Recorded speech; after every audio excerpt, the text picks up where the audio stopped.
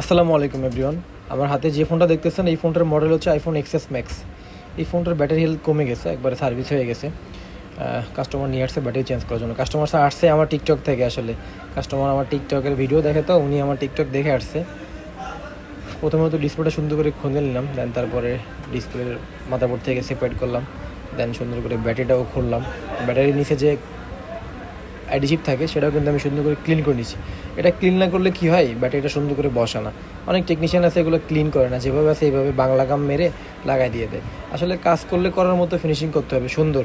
ফিনিশিংটা ভালো হলে কাস্টমার স্যাটিসফাই থাকবে, আমিও 100% স্যাটিসফাই থাকবো যে আমার কাজে কোনো ভুল নাই, ত্রুটি নেই।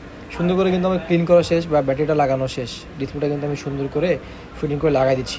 আমি কিন্তু এটাতে ওয়াটারপ্রুফ করা গাম স্টিকার ইউজ করি না, কারণ এই ফোনটা ফার্স্ট টাইম খোলা হয়েছে, যার কারণে আগের যে গামটা ছিল ওইটা ভালো আছে, যার কারণে কিন্তু এটা ওয়াটারপ্রুফ স্টিকার লাগা নাই আমার।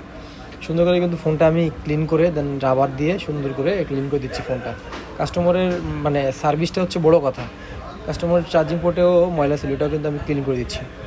আসলে সার্ভিসটা করার ক্ষেত্রে সবসময় মনে রাখতে হবে কাস্টমার স্যাটিসফাই মানে আমি স্যাটিসফাই।